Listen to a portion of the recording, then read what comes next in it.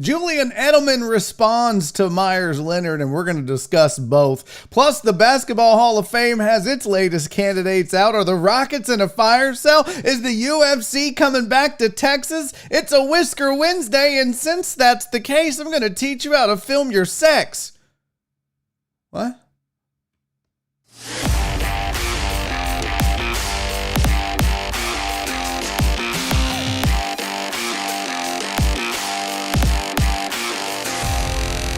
Live from the BiffNet Studios World Headquarters in Spring, Texas, it's Barry on Deck, hosted by former ESPN Houston radio host and stand-up comedian Barry Laminack, starring Oliver the Cat, written by Barry Laminack, produced by Barry Laminack, directed by, you guessed it, Barry Laminack, featuring sports, entertainment, special guests, film sessions, and some drinking.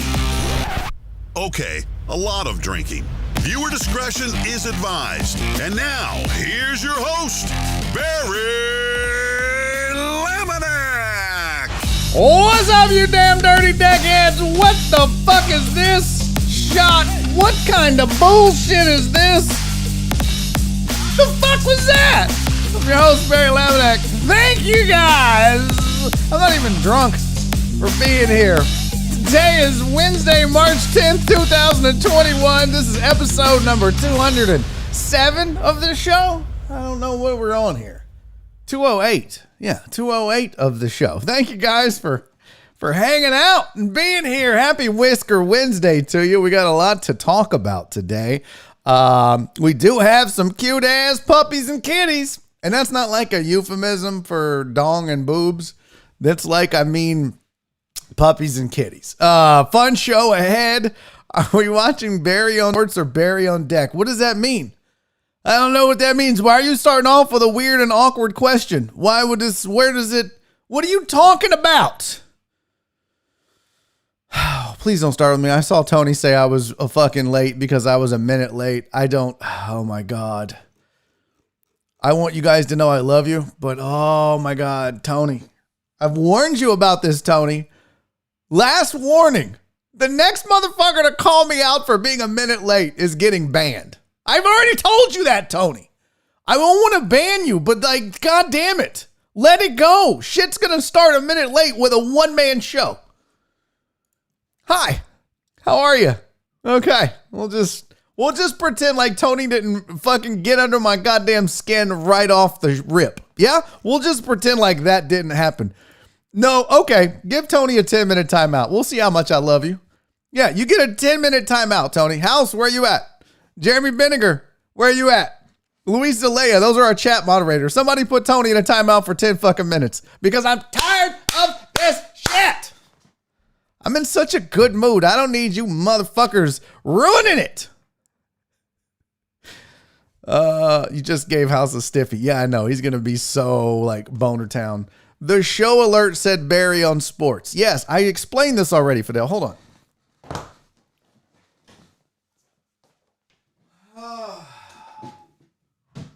So much explaining. I need a shot already because Tony's a bitch and getting a 5-minute timeout for acting like it. Jeremy! Is House here? Good. House is here. Tony probably did thumbs down the show. Fuck him. He can come back in 10 minutes and explain himself. So the reason you got an alert that says Barry on Sports. I've explained this once already. I'll explain it again. So I hired a YouTube consultant. By the way, welcome to the show. For those of you, got a ton of sports to get to. I mean, I literally have a plethora of sports. So we're going to get to it. Long story short. The reason it says Barry on Sports is I'm rebranding the channel. Before it was Barry is Funny and it was comedy and a mix of this show and everything. And talking to a YouTube guy, he was like, hey, you need to focus the channel on something specific. You need to niche down. People need to know what you're about. You're not going to grow your subscriber base across the YouTube platform. He's like, yeah, your fans know who you are. Your fan base does. The people in Houston might know you. But if you're trying to attract people from all over the country or just random people that don't know who you are, when they show up to your channel, they have no idea what it's about. They have no idea why they should subscribe. He's like, make it easy for them. And one way you can do that is just to brand yourself as a sports talk guy, sports talk channel, mix in comedian stuff. So that's what I'm doing. So everything on my channel has been eliminated unless it pertains to Barry on Deck or Barry on Sports. That's it. So in other words, Barry on Sports is the weekly upload. Barry on Deck is the daily show. So that's what I'm pushing right now for both of those. I'm going to create another channel that'll kind of replace Barry is Funny for all my comedy stuff or sketches or whatever else I do. But those won't exist on this channel anymore. This channel will strictly be about Barry on Deck and Barry on Sports. So that's what we're in the process of doing. Now, I don't know if it's the name change, but I'll tell you this, it's a little scary because yesterday was the worst day of views in the history of this show. That's a fact. Like the worst day in the history. So I don't know if like people are like sick of me or I don't know what but I was like, wow, it was way down. But I did notice that it coincided with the name change. So I don't know if that's fucked it all up. We're going to find out. But you know what? There's nowhere to go but up. Well, I guess I could go down a little, like all of you guys could leave and then I'd be at zero again, but we're going to keep building it. I'm going to keep trying it. I mean, what I was doing wasn't really, I felt like I was running out the clock. I wasn't really advancing the ball. I was just kneeling and waiting. So like, yeah, we're going to try to grow this thing. I'm investing some significant money over the next couple months in the stuff that you guys won't see, marketing and support and everything else for the show. So, hey, cheers to you guys. Thank you for being here, one and all. Sorry you got the 10-minute timeout for being a raggedy bitch, Tony. Fidel, no worries on the question. I love you all. Cheers. Happy Wednesday. Let's get to the show. Let's get to the chat because we have a new winner today. The inventor of the Triple Crown himself, Jeff Bell, in the building. Showed up and showed out. Showed you guys how to do it. He was first in the chat, although he did not get the Triple Crown. Jesus Perez, Congo blocked him, so that was a shame. But we do have a new winner for the day. So Jeff Bell is the greatest deckhead in the history of deckheads on March 10th in 2021 from 201 to 358. And that's just how that's going to go. Rest of the chat, let's do it. Let's get it. I love you guys. Thank you all, one and all, for being here. Even Tony, that raggedy bitch. 713 Hooligans in the building. I mentioned Jesus Perez with the first super chat. Thank you, buddy. Wallace Wills is here. Marvin Wingfield in the building. There's my sweet Donna. How are you? D-Mata. He said, well, shit. Uriel Villanueva is here. John Dory is here. Steven the Weather Guy with the weather update. Current conditions at BiffNet World Headquarters, 76 degrees. Dew point, 56 degrees. Cloudy and breezy. 80% chance I'm mailing this report in today. But you know what? You didn't because you did it. And goddamn it, I admire the consistency. Most people wouldn't do it as long as you've done it, Steven. Hats off to you, buddy. I was watching the Cowboys press conference. Okay. That's interesting. Brandon Martinez, what's up, dog? Truck driver Pookie is here. CC's in the building. House, Aaron J. Bryant, Virginia Buttonweed. Why did we rip John Weeks? Who the fuck is that who I think it is? Hold on a goddamn minute. What?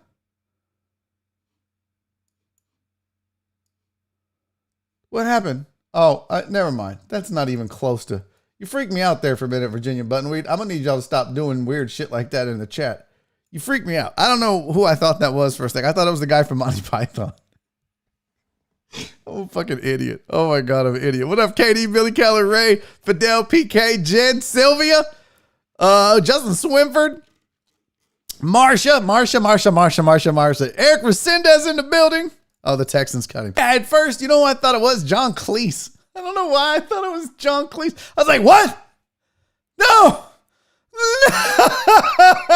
Truth be told, he might already be dead and I don't know it. I don't know. You're talking to the guy that forgot Marvin Zindler was dead. Like 3 years ago, I forgot he was dead. So what can I tell you? All right, let's get to the show. We do have a lot of topics to get to. How many fledgling YouTube fuckfaces have a staff meteorologist? Just one. That's how many. Yeah, it's pretty dope, right? Wallace Will said, because I am number one in the heart. Well, I mean, oh, y'all want an Oliver update? I know you probably don't give a shit. An Oliver update for you. So we took him to the We took him to the vet yesterday to get his rabies vaccine and some other shit. He was fine once we got him home, but then he started to freak the fuck out. Like once Nora got home, he couldn't like get still. He was like licking his right paw, his right front leg, and he couldn't settle down. I don't know what the fuck was wrong with him. He has since calmed down a little bit, but it was a little freaky for a while. I'm seriously contemplating never getting the rabies vaccine for that cat again because that son bitch freaks out every time we go. So I think that's off the table.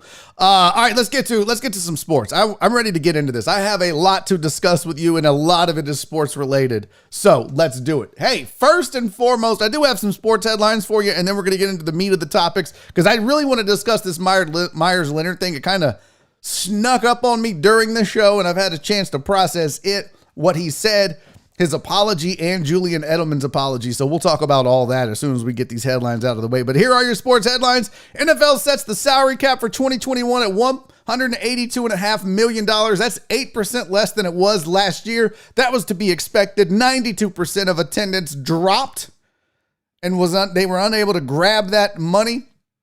So, yeah, salary cap down. But look, they're working on a new TV deal. Fear not. Fans are going to come back. TV is there. They're going to be fine, but you did have a dip in the salary cap for 2021.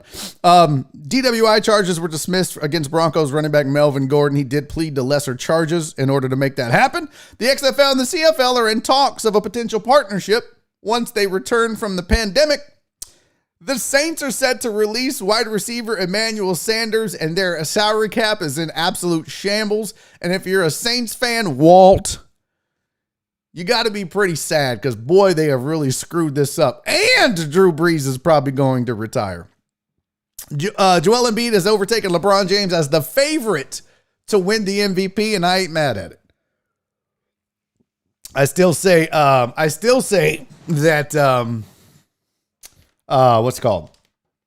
I still say that LeBron's the greatest player on the planet. But I can see why Joel Embiid is the MVP right now. Now, why? Hold on. We're going to get to sports. Meyers Leonard, I promise. We're going to get to his stupid ass. Because we were talking about this in the barbershop today, by the way. Did you notice? Huh? Fresh cut. Look at that. Shout out to J-Ro at Current Cuts. Keeping me looking fly as ever. Why is House abusing his power? What did I miss? What has House done? What has House done now? He got rid of KD and total Dallas? What happened? What free KD? God damn it! What happened? Did total Dallas and KD get got? I gotta know why. I mean, look, oh, he don't like Cowboys fans. Is that what it is? You go to Eddie's, Barry. What is Eddie's? No. I go to Current Cuts off of Tidwell's J-Ro. Jason Rowland. Barber to the stars. Well, just a lot of athletes. By the way, you know what I'm not going to tell you? No, hold on. No, House is not drunk with power, Tony. You got what you deserved. You absolutely got what you deserved. And Brandon, I can't take your word for it because you fucking hate House. So I can't. Okay, see, Fidel said I'll allow it. So we're good. Hey, Meyers Leonard. Let's discuss Meyers Leonard. If you don't know what happened, which I didn't know about it until I was already on air and the chat folks told me about it, but apparently he was playing Call of Duty, got really frustrated because someone was camping and sniping. And he said some pretty awful things. I will read you most of what he said. Let me find where did it go? Hold on. Look, here's what I'm going to tell you. Oh, here's what he said. So he was playing the game and apparently he was getting sniped. And he said, quote, "Fucking cowards. Don't fucking snipe me, you fucking K-word bitches." Now, the K-word he used is an anti-Semitic slur. So let's just start with the reaction. If you weren't with us last night, when I know you weren't because there was only at one point, I think, 10 people watching, I'm super excited though, because House and Katie's streams are doing way better than mine, which means they're taking off, and I'm here for it. And that was the whole point. So I'm super excited. You guys keep supporting them. Please keep supporting them. My gameplay isn't as good. It's not warrant. Like, if you're watching my gameplay for the gameplay, you're watching. You need to watch it maybe for some comedy and fun and a lot of anger. But I get it, right? Like, I play this. I don't play it enough to get good at it. I just played enough. We were talking about last night. I played enough to be bad. What's up, Jim Coy? What up, player?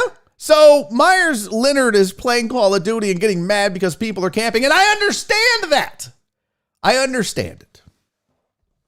Meyers Leonard is mad playing a video game. That doesn't surprise me. Have I almost said things that I would have regretted? Yes. Were they racial or anti-Semitic slurs? No. But they were still words that wouldn't be acceptable to call people today that maybe back in the 90s or 80s when I was growing up, it didn't seem like a big deal to say those words. But we learn, and I catch myself, and I have caught myself. And I haven't said those words. You have to filter yourself if that's your inclination. Here's the disturbing part about it. If you said that, that's in your vocabulary. There are certain words I would have never thought to use on anybody while playing Call of Duty. The K word being one of them. So if it's in your vocabulary, you tend to use those words and fall back in a fit of rage when you're not thinking. So for him to just say what he said and then try to pretend like, oh, I didn't know, you don't get a pass for that. I will say this, though. There are a lot of people that I have come in contact with and talked to that were not aware of the word and what it meant and its connotation. That's a fact. In the barbershop today, we were talking about it, and there were several people in the barbershop that were like, I've never heard that word before. So I was explaining to them. It's an African-American barbershop, and I'm explaining to some of these cats, I'm like, yeah, it's literally the N-word for Jewish people. That's what the K word is. It's the equivalent. And they were like, what? And one guy looks it up, and he's like, holy shit, it like legitimately says that online. I'm like, yeah. I mean, if you know the word and you know the history of the word, then you know that that is the equivalent of the N-word for Jewish people. So to say that, not knowing who it is that's sniping, because you don't know who's sniping and who's shooting you and killing you on the other end of these games. What he did, it's not like he was playing someone and then they were like, hey, Meyers, great playing with you, buddy. I'm probably going to snipe you from across the map. And just so we're clear, I'm Jewish. So, if you get angry, feel free to throw out some anti-Semitic words. Like, you don't know any of that. You don't have any of that information. So to just say it out of anger and a fit of rage, you kind of are just letting out what's in your heart, what's in your head. We all say things we don't mean. Do I think Meyers Leonard is racist or anti-Semitic? No, I don't. And I've said this before on this show and on the radio, and I will continue to say this over and over. There's a difference between saying something racist. There is a difference between saying something anti-Semitic and being racist and being anti-Semitic. So do I think that he is anti-Semitic? No. Did he say something? Yes. Should he be held accountable for that? Yes. But let's not just lump everybody together. I realize it's 2021 and you can't, everybody's on guard. Everybody's on watch. But I think there has to be some rationality in these discussions. I think we have to realize that there are some differences between the two. And that goes for everybody. White people, black people, Hispanic people, Asian, everybody. There are certain boundaries you can and can't cross anymore. So he came out and made a statement. And I want to correct myself because I said he made a statement. Let's be real. Once you read this, he didn't make this statement. He hired a PR firm to write this statement for him so he could release it as his. But this is what he said. I am deeply sorry for using an anti-Semitic slur during a live stream yesterday. While I didn't know what the word meant at the time,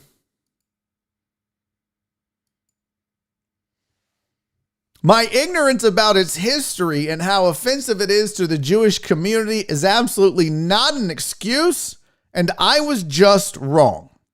I am now more aware of its meaning, and I am committed to properly seeking out people who can help educate me about this type of hate and how we can fight it. I acknowledge and own my mistake, and there's no running from something like this that is so hurtful to someone else. This is not a proper representation of who I am, and I want to apologize to the Arisons, my teammates, coaches, front office, and everyone associated with the Miami Heat organization, to my family, to our loyal fans, and to others in the Jewish community who I have hurt.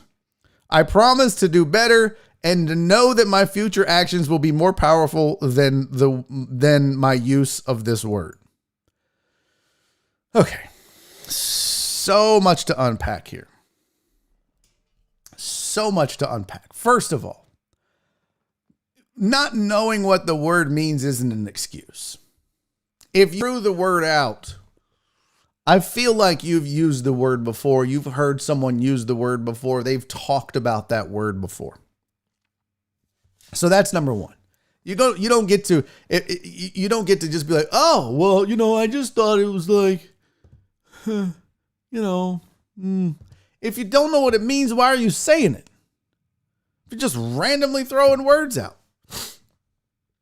Now, the next thing is here's the problem I have with these apologies. And maybe I'm being nitpicky here, but the order in which he lists who he's sorry to is bass-ackwards. He literally is like, I'm sorry to my family. I'm sorry to the Heat. I'm sorry to the fans. I'm sorry to my management. I'm sorry to the gaming companies. I'm sorry to the Call of Duty players. I'm sorry to Scuff controllers who sponsored me and dropped me. I'm sorry to, who am I forgetting? Jewish people. Yeah, sorry to you guys too, I guess. You kind of have to lead with, if you are of the Jewish faith, if you are Jewish, if this has offended you because of your heritage and your race, I apologize from the bottom. I am so sorry. You need to lead with the apology to the people that you have offended. He didn't do that. I think that's a huge misstep.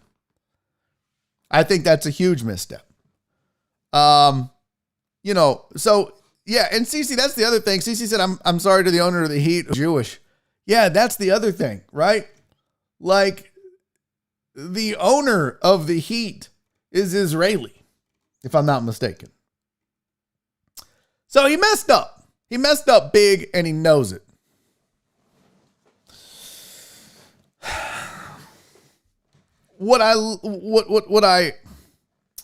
The other thing I don't like about this is obviously, the letter and the verbiage that's used and the order and everything else. But then he let somebody write that letter for him. Because I guarantee you, if you asked Meyers Leonard to write an apology for saying an offensive word like he did, it looks nothing like that. And I know you want it to be presentable and you want it to be this and that and the other. I want it in his words, right? I think, was it Deshaun Jackson who made a video? There are other players and in sports that have come out and maybe used words that have been offensive, like a slur for gay people, and been like, look, man, that's just, I apologize. It wasn't a perfect, well structured, but it was heartfelt. It was from their heart. And that's really what I think a lot of these folks that make these mistakes, because let's be real, they're mistakes. A lot of these folks that make these mistakes, their second mistake is not coming out and talking about it from their heart. You said the word from your heart. Now give us the apology from your heart. I don't think that's too much to ask. And if your heart's not pure, then there's the problem.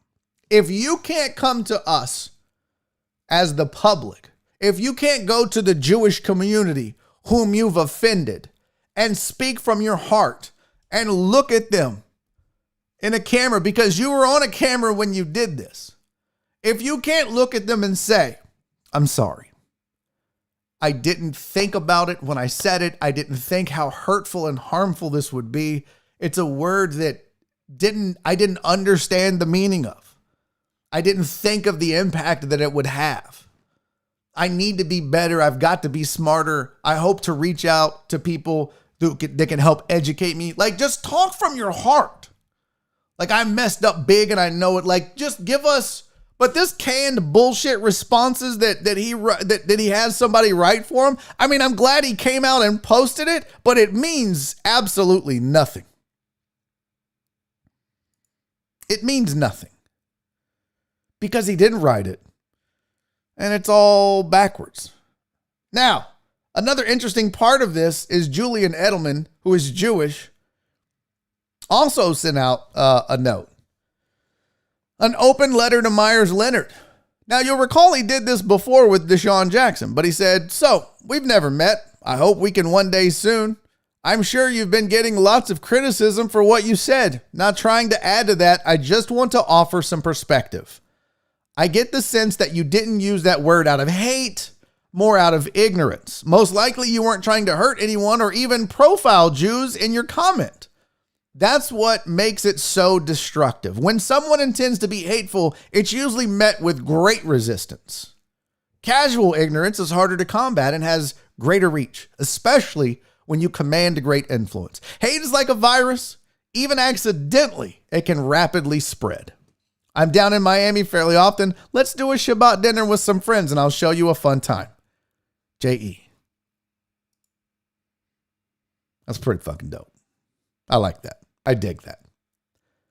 Because listen, and I just want to talk honestly, and this is, some of you are going to disagree with me, and that's okay. That's what this show is about. Disagree with me. Put it in the chat. Let's argue about it. But there has to be, if you demand tolerance, you have to also be willing to offer some tolerance. And that's what Julian Edelman is doing.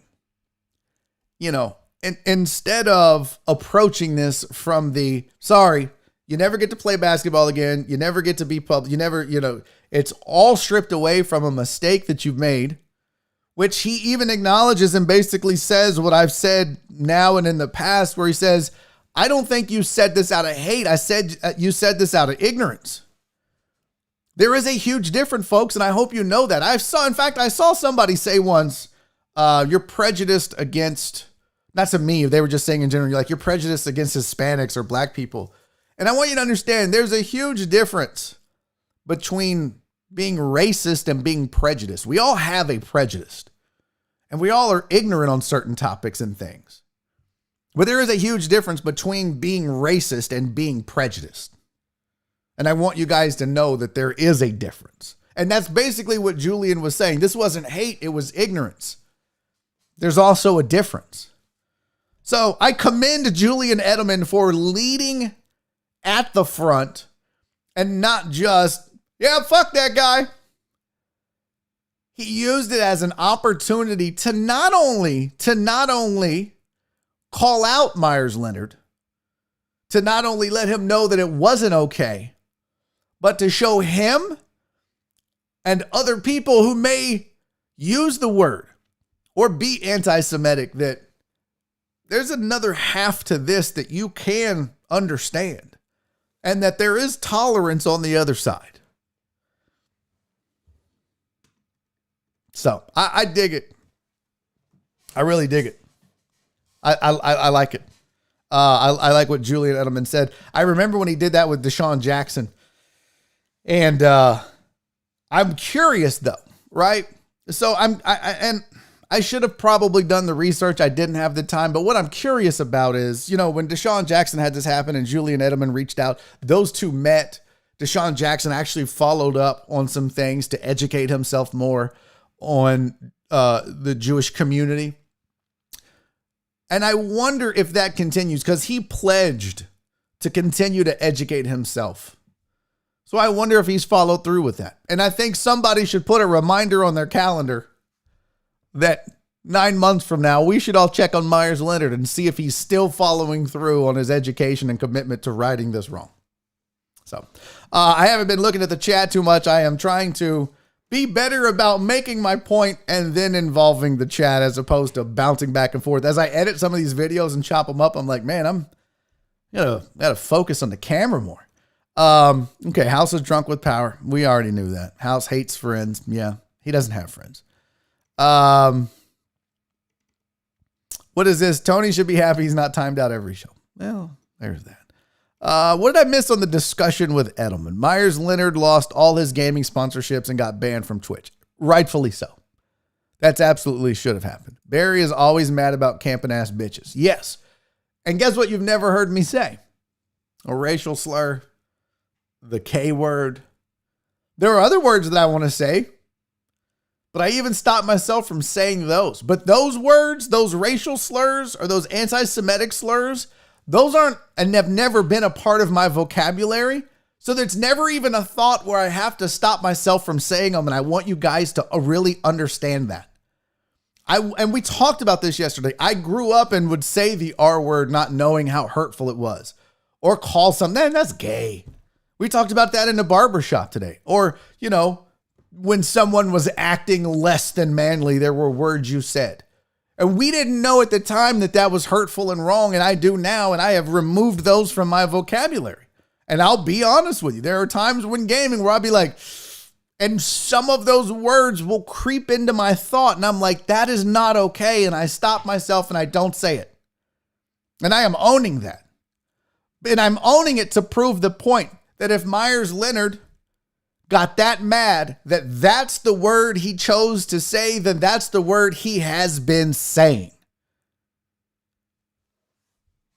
So that excuse of, well, I didn't really know it. Yes, you did. If you fell back on it, that's what you meant. You think about that. When you see a white dude get mad at a black dude on something, and the first thing they go to is resorting to calling them the N-word, that's the word in their heart. They fall back on instinct when they're that angry and can't think straight. So, I hope he removes that word from his vocabulary. And look, we all need to be better. Not a single person in this chat, as much as you want to pretend and as much as everyone on the internet wants to pretend to be holier than thou, none of you are perfect, including me. And it's amazing to me that we still want to hold athletes and people to a higher standard of perfection just because they're in the public spotlight. I think they have to be better. If you're Meyers Leonard, you have to know you have a lot on the line to think about. You've got to choose your words carefully. But don't go around acting like you're better than Meyers Leonard when you know damn well when you're in traffic or when you're mad or when you're in the house by yourself, you say hurtful shit about other people, whether it's the N word, the K word, the R word, the F word, the C word, the S word. So let's just talk about being better. Kelhound, what's up? Kelhound said, J.E. used his head and reacted smart and classy. Fix the problem, not just shouting cancel, cancel, cancel. I agree with that. I do agree with that. I think there are certain times when people should be canceled, but I don't think this is one of those times. Do I think he should lose his shit? Yeah. There are consequences to your actions. And losing sponsorships and being banned from Twitch is a consequence of using an anti-Semitic slur. That's the world that we all live in and should live in. But should Meyers Leonard never be able to play basketball again? Should he never be able to? I mean, for God's sakes, how many examples are there in the NFL of dudes that say the wrong shit, white and black, and get to continue to play? So let's not have this moving standard because somebody is one thing and they're not the other.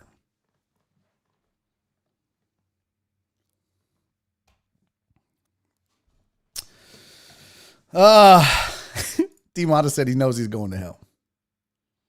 Michael said, I am better than Meyers Leonard at Call of Duty. Ain't no cameras ever sniping old Mikey C. Bro, I wish you'd teach me that because last night I couldn't do shit. Oh my God. If I had that hate in my heart, I might have used those words last night. I was so angry. Aaron said, I don't know most of the words you're talking about. That's because they're not in your heart. You know them. and I'm not going to say them. If I said them, you'd be like, oh, that's what the K word is. That's what the R word is. That's what the C word or the S word or whatever. I mean, you know what's sad? Let me tell you guys what I had to do for this. This is what's sad about like YouTube and Twitch and stuff. For the show, I had to go through and it was painful for me. And you can ask the YouTube moderators because they had to offer up suggestions. And it was the most uncomfortable conversation I've ever had with a group of people around words. But I had to make a list of words that were not allowed in chat. So if you tried to type the certain words that I have on the ban list, they're not going to pop up. So I made my list, right? And it was maybe 3 or 4 words. And then my moderators, Luis Zelaya, Jeremy Benninger, and Chris Householder were like, well, I mean, what about the K word? That wasn't on my list. That's not a word I even processed and think about. I know it exists. I know what it means. I know how terrible it is. So we had to have this dialogue where we're all sending messages. Oh, well, I guess we got to add this name and this slur and this word. And it was very uncomfortable. But where we're at, because people, we have, you know, and look, there are people that love to tell you there's no more problems with racism. Really? Well, then why do I have to make a list of 19 words that people can't say in the chat because they're so fucking offensive? If that were the case, if you were right, then I wouldn't need to make that list. And if you were right, then when me and House and KD and Walt and Mark G and whoever else is playing Call of Duty, when we finished the lobby, there weren't thousands of people across this country that were playing Call of Duty against us, just screaming the N-word for no reason. And they're not black people. It's a bunch of privileged white guys playing Call of Duty, hiding behind the internet that are doing it. So there's still a problem. And sure, some of it is immaturity, but some of it is upbringing. Because you know what I never would have thought to do, even by myself as a 15-year-old kid, was sit on the other end of that microphone and yell the N-word for literally no reason. And if you think I'm making this up and just, oh, here goes Barry on his racism kick again, I'm not making this up. This is a fact. Ask anybody that plays Call of Duty. It is a terrible, awful fact of this game. And I think, furthermore, the people at Activision and Call of Duty need to start holding these people accountable. You know what's crazy? I can report a player for cheating. I can report a player for using an aimbot, but I cannot report them for calling another player the N-word or the K word or anything else. They get away with that. What? It's crazy. Tony said he hears it at BBVA. See, that's just ridiculous, man. Just absolutely ridiculous. George Carlin. Oh yeah. The 7 deadly words. We didn't even start there because there's some words I don't give a shit if you say them. So soccer fans still say the P word on goalie kicks, and it's a slur that should be removed, but they won't stop. I don't know what the P word is. Well, this part about Watch Call of Duty is there's someone worse than me. Okay, let's keep rolling. Oh, really? I didn't know you could do that. All right, so there's my two pennies on Meyers Leonard and the whole issues surrounding it. So Chuck Dunaway, that's a really good question, Chuck. I got 19,000 things on my list to talk about, but man, what a really good question. Chuck Dunaway says, is it okay if comedians say the N-word? No, it's not. Not white comedians. If a black comedian wants to use it, that's their right. It's their word. That's what I want in this, and I don't want to talk out of pocket. So if you're African American in the chat and you want to correct me, feel free. But here's what I want, because I think some people watching this might be like, well, I don't understand. And I'm not trying to be like, because some white guys and gals genuinely don't understand the rules. They didn't grow up around black people. They didn't have black friends in high school or junior high or college. They were mostly in their little white bubble. Then they don't mean to be offensive. They don't mean to question the norms, the societal norms that we live under in 2021. But there are genuinely white people that are like, I don't understand why they say it and why it's okay for them to say it. But like, here's the thing. And this is my understanding of. So I'm trying to look and see who's in the chat that I know is African American. So Pete Jones, KD. I'm just scrolling through real quick. Correct me if I'm wrong on this. Total Dallas. Black people use the word as a way of taking back the power of the word from white people who said it in a derogatory manner for hundreds of years in this country. It was used to demean and degrade black people, African Americans, slaves. That was the meaning of it all the way up. I mean, until now, even if you think about it, the only reason a white guy will ever call a black person that word is to demean, degrade, and upset them. So part of it, there's Jen too, Jen. So part of the word being used is they're taking the power back from their word. They're like, we own the word now. Like it's because, and Ralphie May talked about this, and I'm going somewhere with this, so just bear with me for a second. But he talked about taking the power of the word away, taking away the negative connotation of the word and it just being a word. Here's the problem with that theory from a holistic perspective. It is so ingrained in the word to be a one-way conversation of negativity from white people to black people that I don't know that you would ever be able to reverse the meaning of that word in that way. But when African Americans use the word, it becomes a term of endearment for each other, a way of taking away the power of the word and owning it themselves. Now,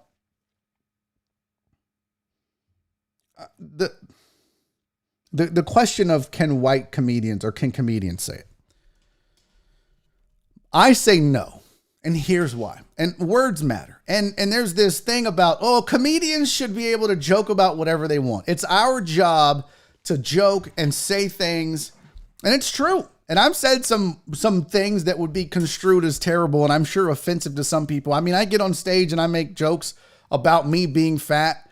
You know, I make jokes about race. I make jokes about stereotypes. And as comics, there is that part of our responsibility to do that. Societal responsibilities to point those things out in a comedic way and maybe tiptoe the line of being offensive. But to just outright use the word, I just disagree wholeheartedly with it because I think there are certain ways to accomplish what you want to accomplish as a comedian without having to use the word and get away with it. Because let me explain something real fast, just so we're all clear here. If a white guy is saying it on stage or anywhere else, including Ralphie May, was like, let's take the power of the word away. No, you're just doing it because you want to feel like you can get away with it. That's it. That is it. Either there's hate in your heart or you want to get away with it. There is no other there is no other reason for a white guy to be trying to say that word on stage or anywhere else.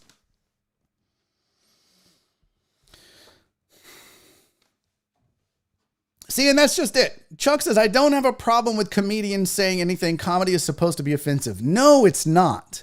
You know who you're told that by? Offensive comedians who want to be able to stand on stage and say hateful shit.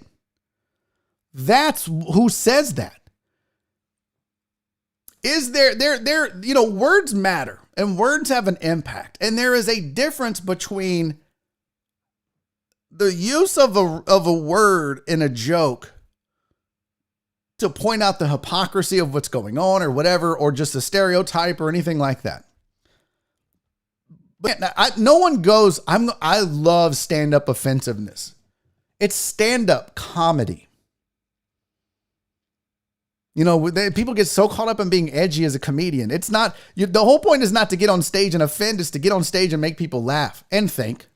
But it's about laughter. So, you know, some of these comics that say that, I disagree with that. I disagree with that. And there are a lot of white comedians that have said it in the past. Ralphie May has said it. Neil Brennan has said it. Louis C.K. has said it. Louis C.K. had a whole bit about N-word Jim. And he just kept saying it over and over. And, you know, it's like Neil Brennan. He said it on stage too. And you know why he thinks he gets a pass? Well, I wrote with Dave Chappelle. I wrote the Chappelle Show. I'm like in. I have been accepted. It's the comedic equivalent of having friends that are black and you going, hey, you're cool if I say the word, right? Why would you ask that? Why do you need to say it? Why would you have that conversation with that friend? I didn't marry my Hispanic wife and be like, hey, so I can say the S word to you, right? Or the WB word. I can say that to you now because we're married and I'm in the family.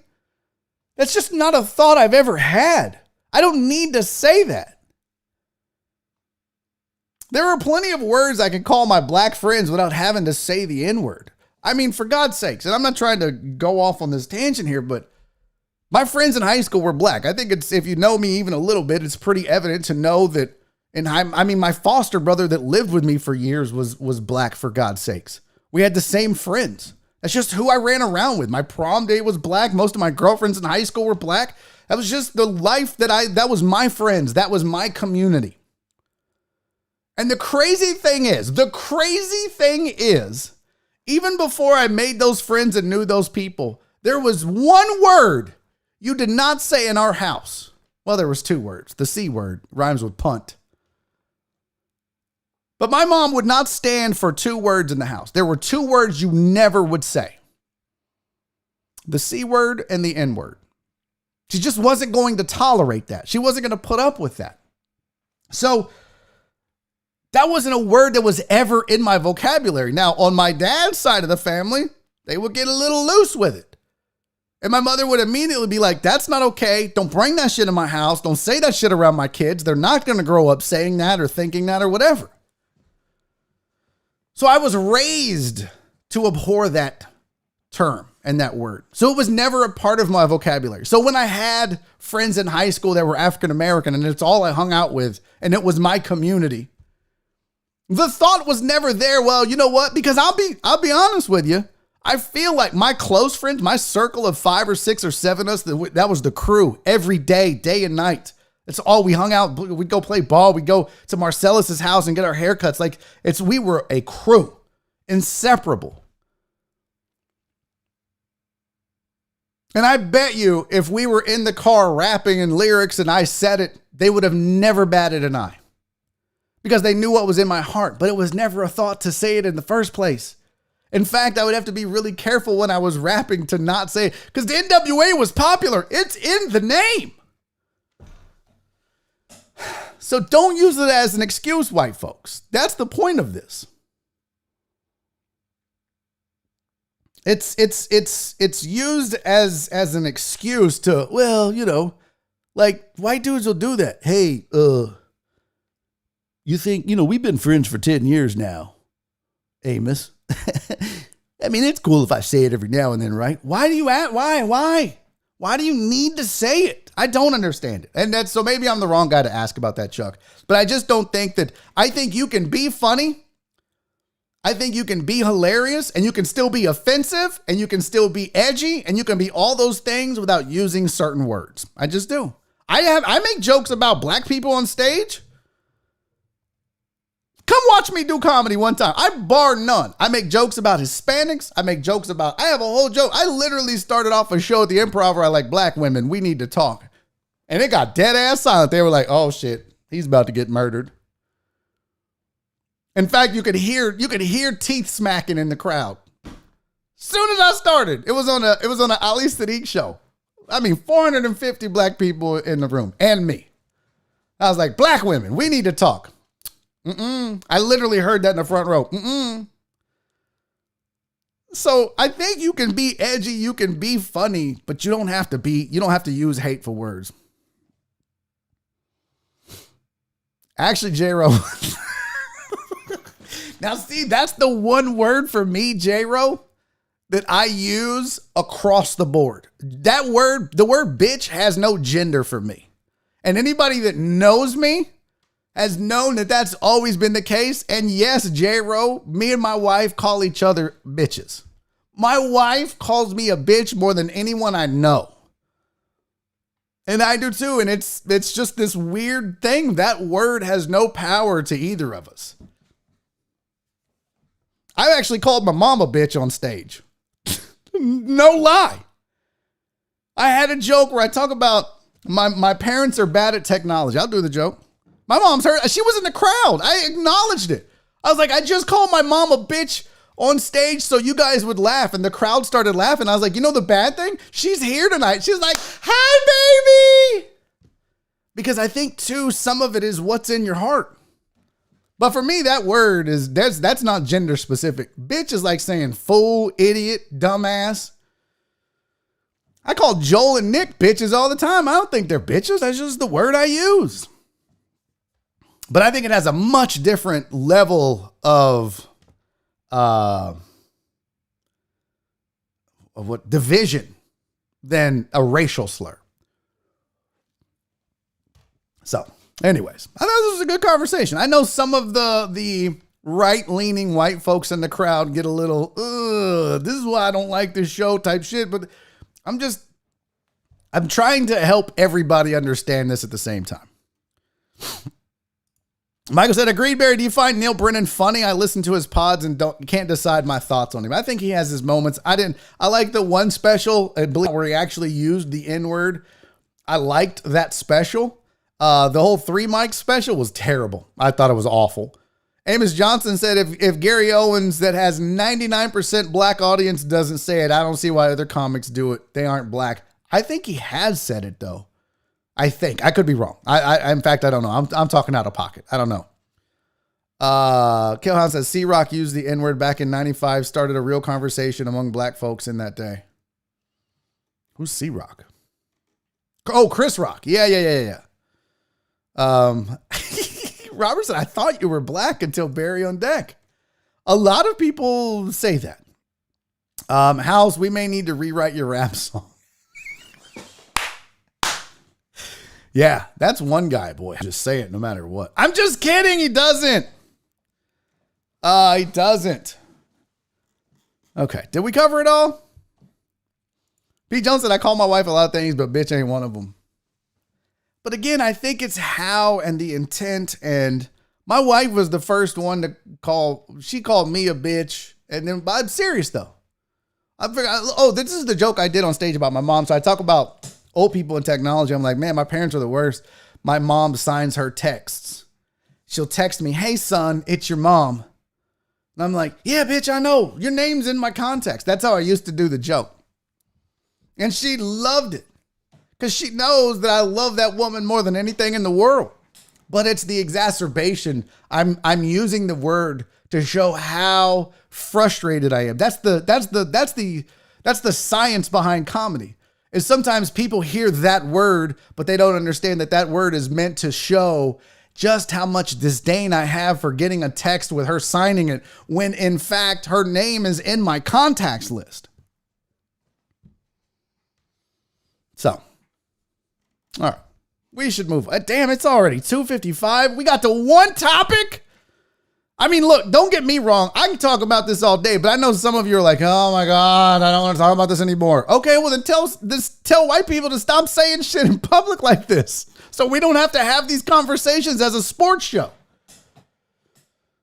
What else I got? Let's roll a little bit further because I want to get one other topic in before we get to the break.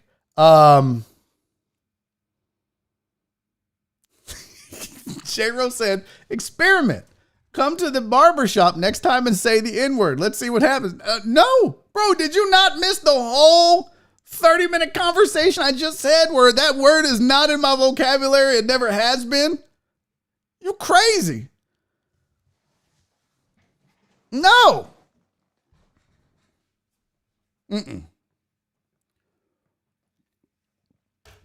I mean, I know what will happen. Hey, we've already discussed it, D-Mata. Jenny, his mom, will be making a return to the show. I won't say when. Rip Barry at the barbershop. Yeah. See, that's the thing. Never been a thought to use that word. That's just how it goes. Now, I can show up and start calling everybody bitches, J-Ro. Just kidding. There's like and when you go to the barbershop, there's this whole thing. Remember that dude I got in an argument with? I don't even know what we're arguing about, but I said something just clowning him, and he got so mad. Oh, well, you just gonna clown me. I was like, bro, people get on edge, no pun intended, at the barbershop. All right, let's do this real quick. I got sent this. I asked for you guys to send me some show topics that you wanted to talk about.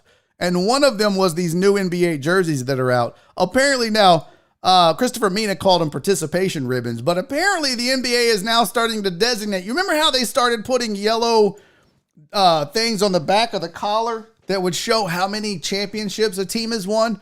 Well, now what they're doing is they're giving, Christopher Mina called them participation ribbons, but basically if you made the playoffs, you get silver accents on your jerseys.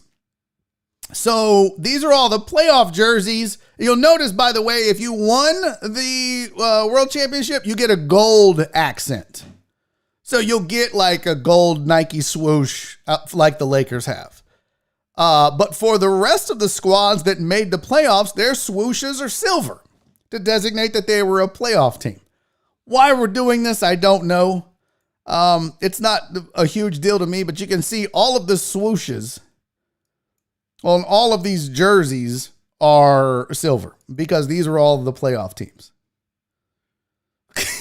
Katie said, last time you'll see that on a Rockets uni. Yeah. You can go back to the white or the red because they ain't going to be silver on there for a while. Oh my God, Joe Pro. Joe Pro just became the producer of this show. Thank you for the super chat, first of all. Joe Pro, my friend, this is literally last night. I was like, I have got to set up a reminder on my phone to buzz or something to flash on screen. But yeah, I have got to remember to tell you guys about the wonderful people that sponsor this show because they mean so much to me.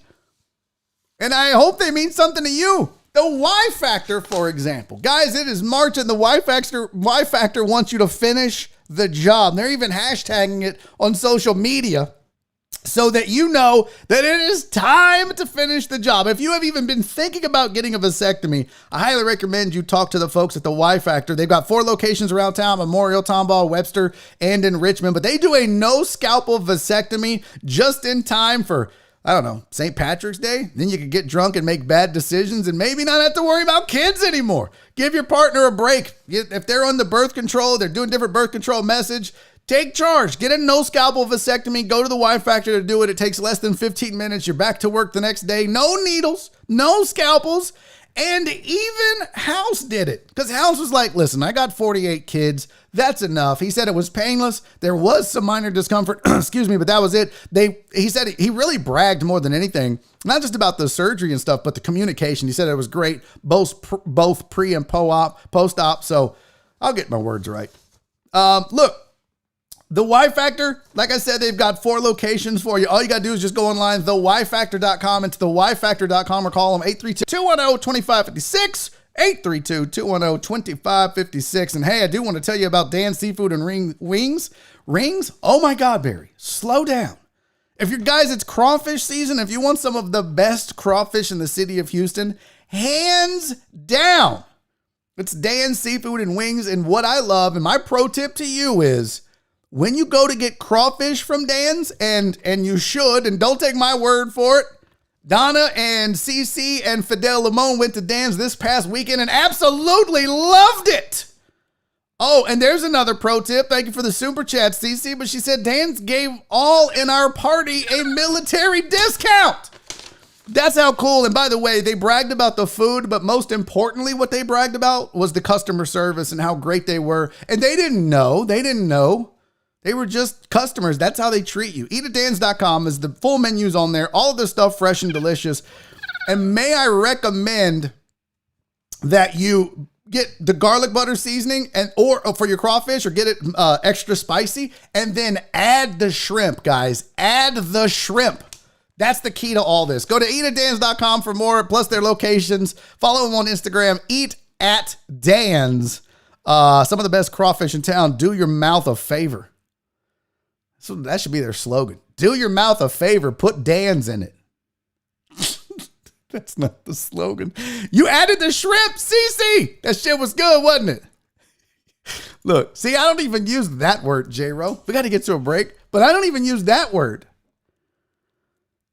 Why is my camera sure is shaky today? Oh, this thing is wobbly as hell. Yeah. You know what I used to do? Here's what used to happen, J-Ro. This is the truth. Thank you for the super chat, homie. I appreciate you. He said, yeah, my guy. See? I have this natural way of filtering on the fly so that I never get beaten to death by a black person. It's just, you learn that in high school for 5 years hanging out with black people. I used to, when we would sing in the car, when we'd all be rapping and if they ever used the N-word in a song, I just said cracker. I was like, that's my word. I'll just say that. So, all right, guys, we got to get to a break. 5-minute break. It's a Whisker Wednesday. When we come back, I'm going to tell you about 2 precious, amazing animals that you can adopt from Special Pals. For the break today, for the break video, it's just a bunch of funny animal videos that are going to make you laugh. We're going to take a 5-minute break. I'm going to go pee. If you need to pee or poop or smoke a joint, smoke a cigarette, whatever it is you do during the break, go do that. I don't want to know about it. And then we're back in 5 minutes with more sports. Plus, I'm going to teach you your sex like a professional. Okay. Back in 5 minutes. This is Barry on Deck. I'm your host, Barry Laminack. See you in a minute.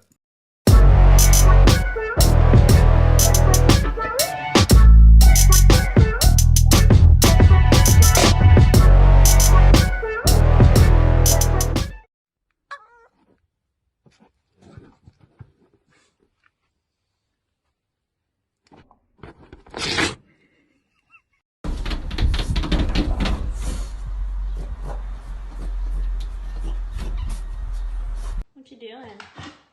Wanna go down? Can you go downstairs?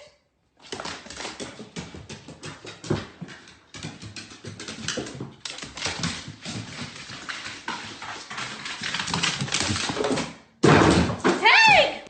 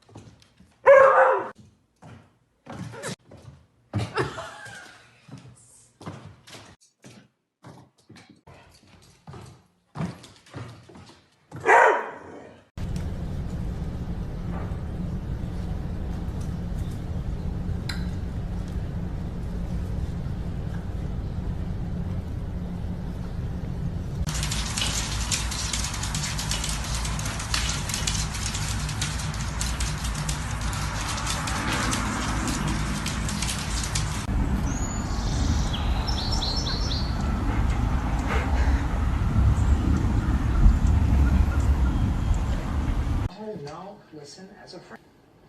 You know I can't take this. Yes, I do. Don't forget.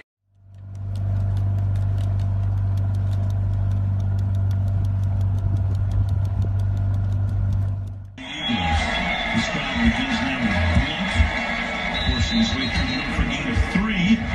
At the 18-yard line, it'll be second down and 7.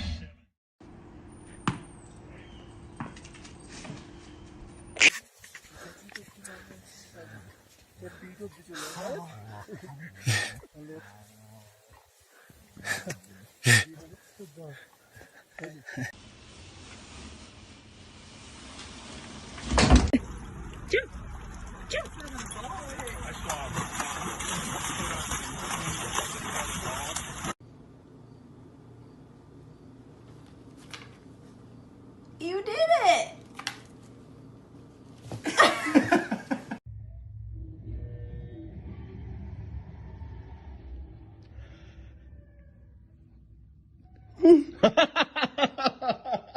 Çok iyiydi ya. Give me the beer. It's mine.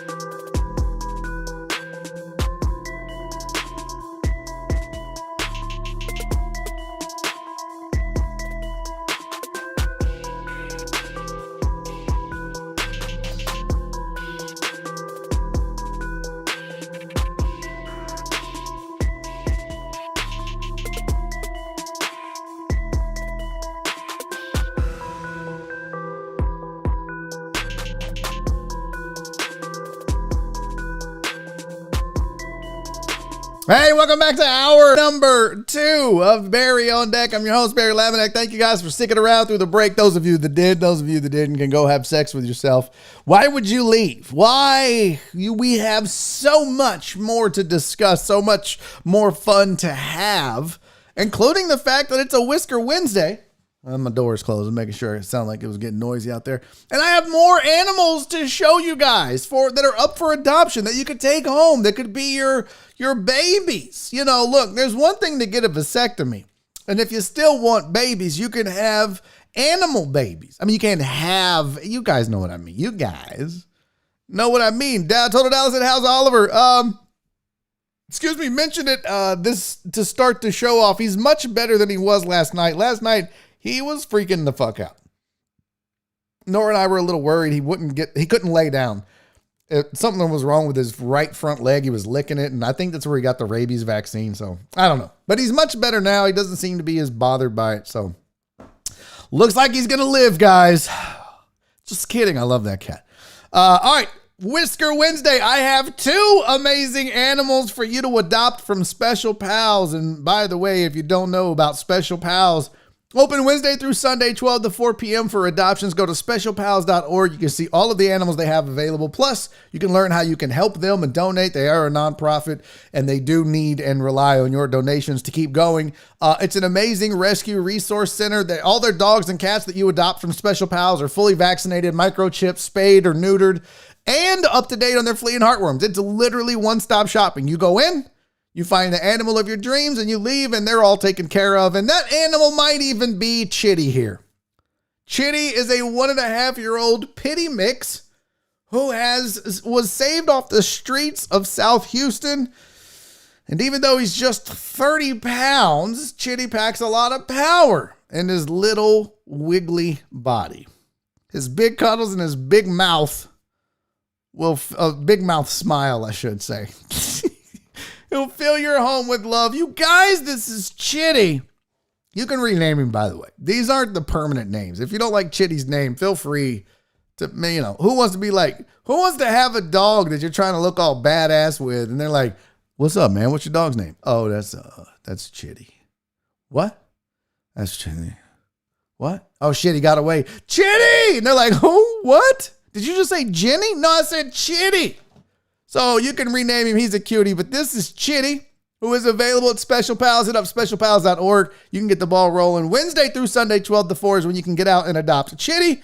And if you're looking for a kitty, this is Trout. I don't know if he's named after Mike Trout, but Trout is a 2-year-old orange tabby who came from Luling, Texas. Typical of ginger cats, he is incredibly sweet and loves attention. And yes, he has a soul. And at 14 pounds, he's a big old boy who would love to come home with you. Looks pretty cute to me. That is Trout, though. You can get out to specialpals.org and see Trout and Chitty and adopt them, and I think you should. I love what Special Pals does. I vouch for Special Pals as an organization. Some of the deckheads have adopted animals from Special Pals, including House and White Magic. So if Chitty was the guy for you, Total Dallas, you said he's a cutie, go get him. Yeah, Trout does look chill as fuck. Trout looks like he'd be that cat that would be like, say, player, blow some of that weed smoke in my face. That's Trout. That's what he looked like. Okay, back to the sports. We do have more to discuss. In fact, the thumbnail for this show was about your Houston Rockets. And guys, this almost literally sums up the entire Rockets season in one photo. But there are executives out there in the NBA who anticipate the Rockets having an all-out fire sale. Rival scouts even said, quote, I keep hearing they're going to fire sale. An assistant GM in the league said, Houston's going to burn the house down. J-Ro and I were talking about this today at the barbershop, and I mentioned this on the show the other day, and I mean to post it as a video, but I talked about the fact it's Christian Wood, the next James Harden, and people say I'm silly, and that's okay, and yada, yada. But how many games have they won since Christian Wood went down with Oladipo and Wall? Maybe he is better than we think. So that's weird. But I think what we're also learning is that these aren't the guys. This isn't the direction they need to go. Now, I feel bad for Steven Silas because he hasn't had a full healthy roster all year. But I don't think that Rafael Stone put together a good roster for him either. Because I don't think that Stone knows what he's doing. I think he's in over his head. He's a lawyer trying to play GM, is what it appears like. But they're talking about a full-on ass fire sale. Rockets currently have less than a 1% chance of making it to the postseason. Guys in this year's class are way more exciting and impactful. Usually when you're a year away from a draft, you overvalue the high school seniors who will be freshmen. This is the first year in some time, pandemic related or not, where that's not the case, said one scout. And because of that, the Rockets could be looking to get as much draft capital as they can, which is why there might be a fire sale. If you're going to be rebuild, don't half-ass it. I think they rebuild around Christian Wood. I think that's a great starting point for a new team. I don't think it's John Wall and Victor Oladipo. Get Oladipo to Miami, get something for him. Put John Wall in LA, whatever.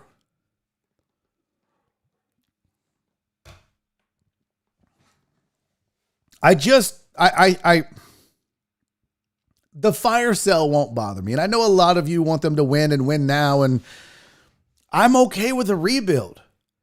This team hasn't had to rebuild in forever. Now, if it takes 9 years to rebuild, they messed up. But here's the thing about the NBA. And I had this discussion briefly with somebody else because they were like, oh, it's going to take a while. That's the thing. An NBA rebuild is the easiest rebuild of any of the sports because it only takes one superstar to really kickstart that rebuild. I mean, we've seen teams like the Texans get a franchise quarterback in Deshaun Watson and not be able to really do much with it. Mostly because of ineptness of the front office. But a lot of times, all it can take is one stud, one top 10 player either through the draft or free agency or whatever. I mean, my God, look what Toronto did. They swapped DeMar DeRozan for Kawhi Leonard, and all of a sudden, not just while Kawhi was there, but even afterwards, people still respect the hell out of that Toronto team. And Toto Dallas is in the chat yelling Luka. And the Mavericks are awful. But his point is still the same. Look how he immediately made that franchise competitive. So, one Western Conference official, according to the article, said they need 2-3 years of draft. They just need to acquire young pieces and see where they go. And that's just it. You just got to hit on one. You just have to hit on one of these guys paired up with Christian Wood, and you are off and running. And then it's about depth. It's about structure. It's about scheme. It's about, because that's what Daryl Morey was so good at. Daryl found his piece, right? He pulled off the deal for James Harden. He had a hunch that he was the man. He was the man. And then Daryl spent the rest of their time together in Houston trying to put together a team around him to win a championship. So if you think Christian Wood is the guy that you can win, then you start to build and acquire and draft guys to put around him and tailor make your offense and defensive schemes to fit the way he plays. But if you don't think he's the guy, but he's going to be the Robin to whatever Batman you find, you need to go find Batman. And the way you're not going to do that is hanging on to John Wall and Victor Oladipo and crossing your fingers and going, man, I hope we can get a 7 seed. That's not rebuilding. That's just hanging on. That's literally the entire Steve Francis, Cuttino Mobley era. We don't need to see that again. Just go suck. Just go suck go be Astros. This city should be used to a rebuild. We sat through 300 loss Astros teams and we suffered. Some of you just lost interest in baseball, but then all of a sudden I see you all got Astros gear on after 2017. And so it can be done. And this city could be patient enough to survive a rebuild as long as they do it right. See, here's the thing. Yeah, the process is another good example. Trust the process, right? Out in Philly. But you have to have the right people in place to do the rebuild. Do you think Rafael Stone is the man to do a rebuild in the city of Houston for the Rockets? I don't. So I think if you're going to do a rebuild, you should start with getting a better GM. I mean, it's too late now. They've kind of got the guy. And maybe he'll turn it around and impress all of us. And maybe he's got this huge plan. But when you're going from Daryl Morey, one of the best GMs in the history of this city and in the history of basketball, to this cat, it's night and day. If you were to tell me that Daryl Morey was going to be in charge of the rebuild for the Rockets, I would feel wonderful. If they were blowing it all up and starting over from scratch, from zero, we're literally in the offseason firing everybody and bringing in 12 new bodies, I'd feel good if Daryl Morey was leading that charge. I don't feel so good with Stone. Total Dallas. I hate you so much. If the trash can jokes might be the most played out jokes in sports. I mean, they earned it, but that's neither here nor there. All right. So there's some Rockets talk for you. If you're a UFC fan, you might like this next story, but Dana White and the UFC said, hey, we're looking at Texas. They're open. Governor Abbott said it's 100% back. No masks. Venues can have full capacity. Let's get a card going in Texas ASAP. Well, the Texas Department of Licensing and Regulations, who are the people in charge of MMA in Texas, had a statement about Dana White's comments and said, basically, business capacity is included in Governor Abbott's removal of state-imposed restrictions, as are masks.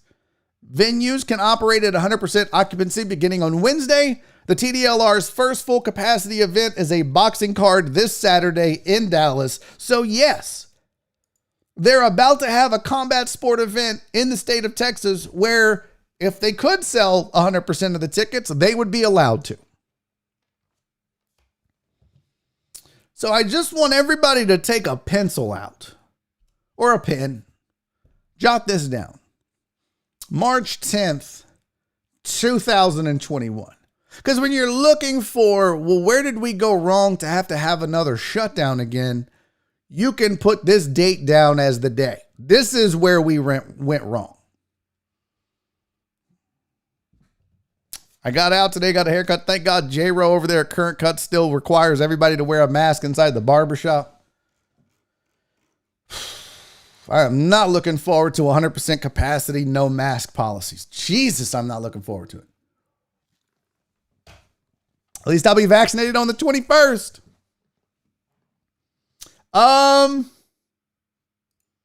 Let's see. Let's mix in a little non-sports. I mean, I know we had a lot of non-sports up front. House sent me a video of a preacher. And okay, y'all probably have figured out I'm not the most religious guy in the world. And in fact, I shy away from religion because of the hypocrisy that I see in it. But this guy, I don't know whether I like this guy or I hate him. All right, I hate him. But the fuck is going on? Did this guy go to the Jack Easterby School of Preaching? Watch this shit. Look at this. This is a man of God. Why is it so many times that women, after they get married, let themselves go? Okay, now he has a point. Just kidding. Keep watching. Why is it? Why do they do that? Here's how way too many women are. I got him now. The chase is over. Hey, that's where you're wrong. The chase ain't never over. The chase ain't never over. And by God, if he don't love me the way I look now, he ought to look at his own spare tire in the mirror.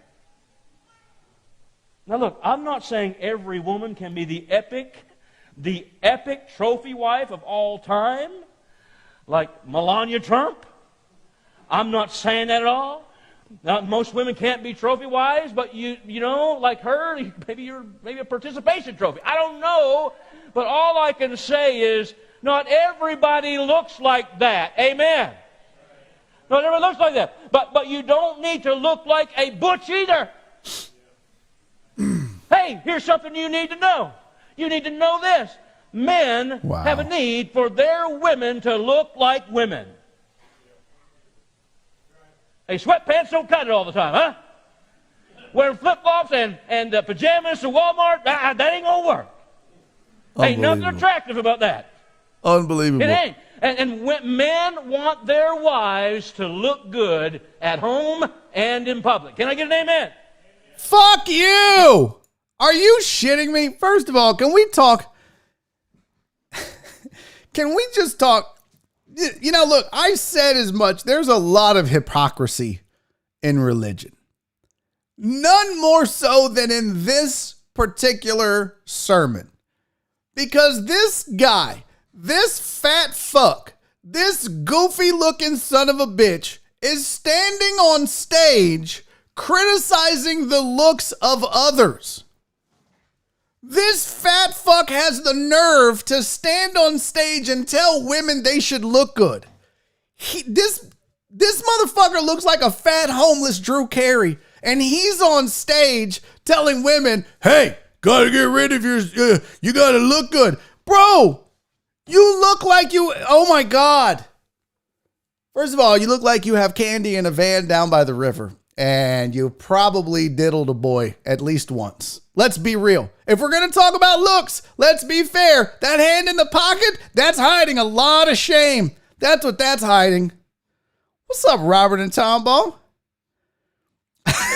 That's a great point. Robert said, I like how the Bible's open, like this bullshit is actually in there. Yeah, it's not. Nowhere in the Bible was Jesus like, and hoes shall look divine. Oh my God, fuck this dude as a staff, record label, and as a crew. Can I get an amen? God, I wish I was at that church. I swear to you on everything that is holy. If I was in this church and this man started saying this shit from the very back of the church when he said, can I get an amen? I'd be like, fuck you. How does a congregation let a piece of shit like this stand on stage and speak this vile bullshit? Now look, we all want our spouse to look good, but I'm not a fucking hypocrite either. I'm not like, hey, Nora, you know, you've gained a pound. I mean, Jesus Christ, I got 17 extra pounds in my neck. Oh my God. Fuck this dude. I want to go to his church so bad just to heckle this fat piece of shit. He said that church has to be in Dallas. You know, guys, you know goddamn well Jack Easterby has made a special appearance in this church. He was like, you think when Jesus walked on water, that he crip walked? Go look hot, bitches. Like, what?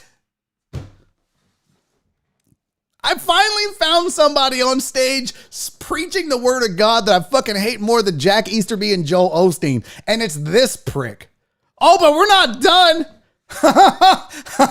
Oh no, this isn't the only time this dumb motherfucker did it. Chris Reyes, I agree. This isn't the only time. Watch this shit. If I was a woman, I'd want to be beautiful. Okay, hold the fuck on. You are legitimately up there preaching the word of God in a Wonder Woman t-shirt. Oh, Jesus Christ. No pun intended. I think that's what every woman desires to be, is to be beautiful. I wouldn't want to just be beautiful. I'd want to be hot. You know, that's what I'd want to be.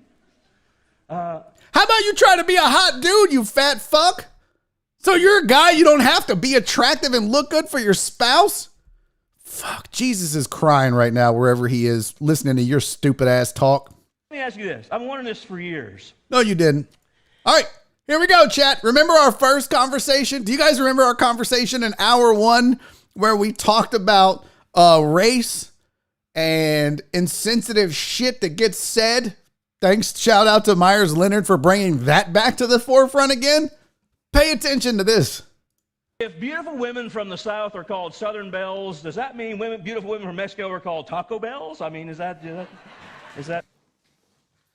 Fuck you! I'm not even mad at the ignorance, because that is just straight up racist ignorance. I mean, he's trying, it's not, I mean, look, I don't know. I'm not Hispanic, but it seems ignorant and racist to me. Maybe Hispanics aren't offended by that. But I think what bothers me more about that joke is that it was so fucking stupid. It wasn't even funny. It was Jack Easterby level bullshit preacher humor.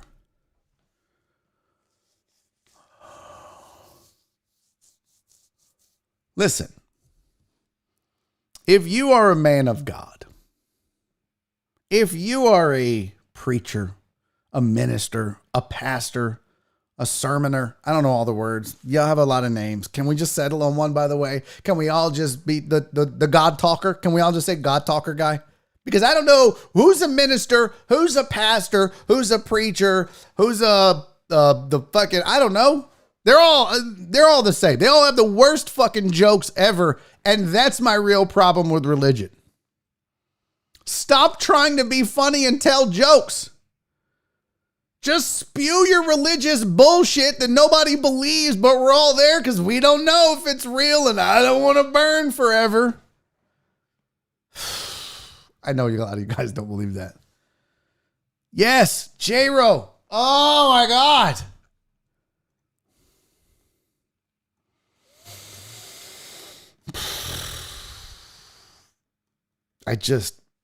Frank says he's friends with Joel Osteen. I don't understand why preachers and ministers and pastors feel like they have to tell jokes on stage. Newsflash, you're not funny.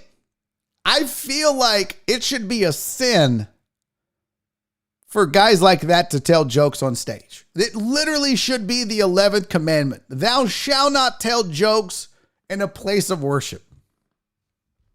Can we have that amended? I know that the 10 commandments aren't the Constitution where you can just add amendments as you go because you're like, you know what?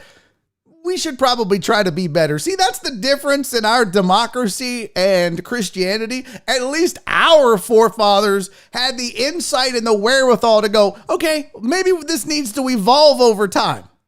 So we'll put something where we can amend it. But no. Not our religious forefathers.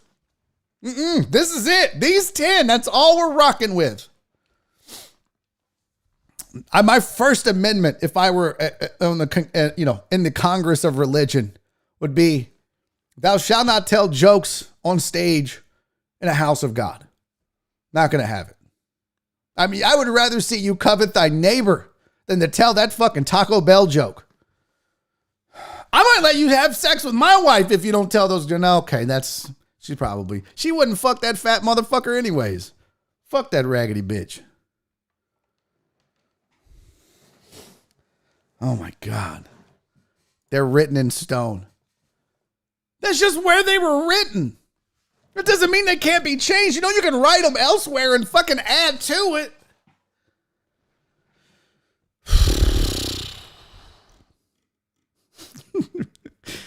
See, this is like, I go to church and I love it. My pastor rarely jokes and he is amazing. I tried, Cece. I really did. I tried to get into religion. I wanted to be a believer. I couldn't. And sometimes I feel like I missed out. Sometimes I feel like I almost wish that my parents had done a better job of instilling religious values in me. But at the same time, I also appreciate the fact that my mom raised me. And she was like, you know what? I'm not beside your religious path for you. You go figure it out. If you have questions, my mom's religious. My whole family on both sides were religious, but my mom wasn't like, I'm not going to give you your religion. I'm going to let you decide for yourself what you want to believe. So I had the opportunity as a kid and my teens and as I, became an adult to decide for myself. And I'm not an atheist. I think I'm more agnostic, but I do wish that I had more, because I feel like I miss something sometimes. And not that I think like, oh, if I just pray on it, it'll fix it all. Because I think that prayer and the power of positivity are the same thing. Putting stuff out in the universe. See, I think it's the reason I sparkle with positivity. But yeah, Donna, and I think that's the right decision, is you let kids figure it out for themselves. I just wish sometimes that I was more rooted in religion, because there are values. There is value in it. But I also appreciate the fact that my beliefs are mine. They're my core beliefs. I was able to decide them. They weren't given to me, because I probably would have rebelled anyways. If they tried to force religion on me, I wasn't that guy. So, all right. So thanks to House for putting that fucking douchebag in our life. What a fucking moron. How dare you? I mean, if you're going to stand on stage and preach to women about looking good, you better be a fucking 10, bro. You're a 2.5, and that's being generous, you fat bastard. Like, that's one of those sermons where you write it out. Hey, I was wondering, how much is it to get Brad Pitt to make an appearance? $25,000. Yeah, I think we can raise that this Sunday. I'd like to go ahead and schedule him for next Sunday. No, I'll have everything he needs to say. And then you hand this bullshit to Brad Pitt and let him stand on stage and be like, hey, hoes, I'm talking to you. Y'all need to look good for your men. I mean, I know they're ugly, but that's not their fault and not their job. Your job is to look good. Oh my God. But instead you got this fat. I mean, he's not even like a cute fat, because there's cute fat. There's handsome fat. He's not even a cuter. He's creepy fat. That's the thing. You can't be creepy fat and talk shit like that. Hey, which fan base do y'all think drinks the most in baseball? Smooth transition. Thank you. I need like a little, creepy fat. That's the worst fat. Creepy fat. That's the worst. I need like a little stinger thing. Whatever. So somebody did a study of who drinks the most amongst baseball fans. That's a good guess, Fidel. One would think the Brewers, because their whole name is Brewers, as in alcoholic brewers, as in a brewery, as in Miller Lite, the fucking wheat and barley symbols and, you know, all that. Miller. No. Not Saints. We're doing baseball, Donna. We're doing baseball. Cubs fans drink the most. Rangers fans, because they suck. The one fan base with the fattest fans. Boston, good one. Pirates, ask Kim. White Sox. Phillies, Yankees. See, I would have said like the Cardinals, because St. Louis is the home of Anheuser-Busch. Nobody threw that out there. But you know, you all can't be as smart as me. I get it. But Milwaukee, St. Louis, well, they did a study. And I'm going to put this picture full screen because if I just put it on the screen like right here, it's not going to look as good. So I'm going to share my screen with you so you can actually see this. Open a new tab. This will make it a little bit easier for you guys to check out. The fan base that has the most alcoholic beverages per game is the Chicago White Sox. 4.2 alcoholic beverages a game, followed by Atlanta, then the Reds, and Cleveland tied at 3.8. The Padres are fifth at 3.7. Then it's Rockies, Nats, Orioles, Tigers, Brewers all the way down there. Brewers are 10th. The Astros, way down there. 2.8 drinks per game. Now, I want to point something out here.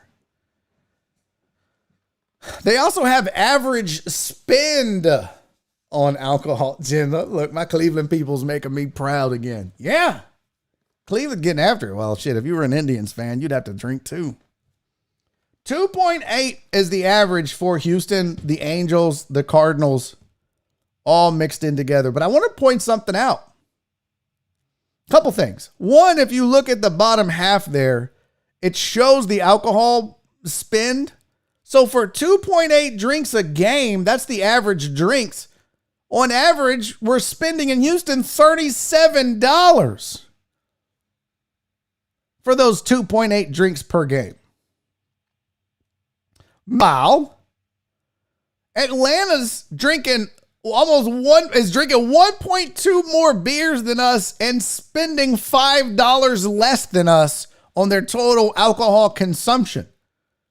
In fact, outside of Chicago and Cincy, the top five is the Braves, the Indians, and the Padres. All their beer prices are a lot less. I don't know why. $7 for almost 4 beers at a Padres game? That's pretty damn good. Now, the other thing is when you look at the cost of a beer, looking at some of the prices of these, Chicago at 46, the Washington Nationals at 45, the Mets at $53 total spent for their beers, for 3.5 beers. Chicago Cubs at 45.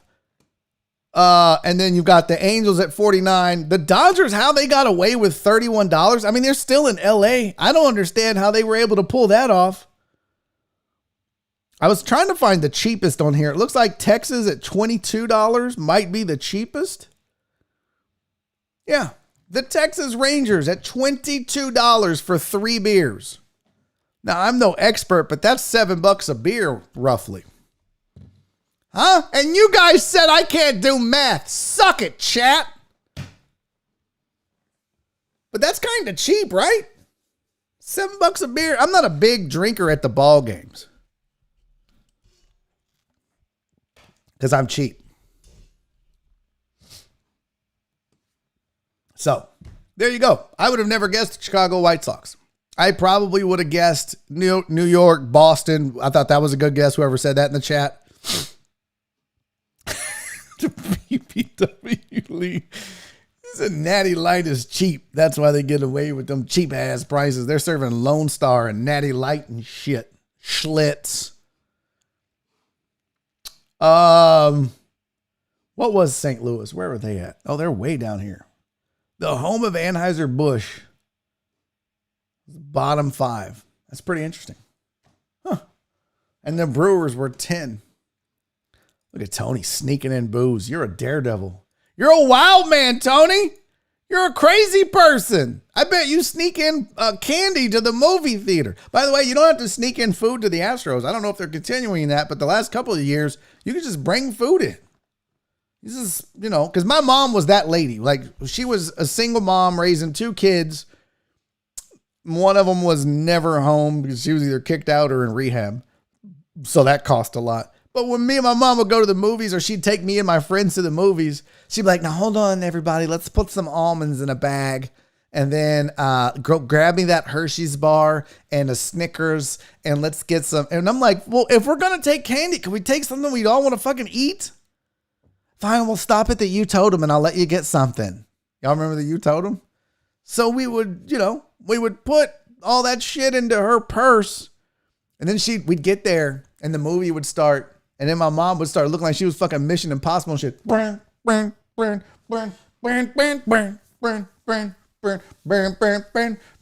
nobody wants your titty Hershey bar. What are you doing? She's like, don't worry about it. She would sneak that goddamn food in there. Oh, melted ass chocolate bar from the bottom of her purse. My grandmother, no lie, my entire life, up until she had dementia and Alzheimer's and passed away, always, and I mean always, had a Hershey bar in her purse. And let me tell you what a greedy asshole my grandma was. She would only give you one fucking square. This trick had a whole ass Hershey bar. I'm talking a whole ass phone-sized Hershey bar. She'd be like, hey, baby. No, actually, she'd be like, hey, Kev, Sean, she never got our goddamn names right. Barry?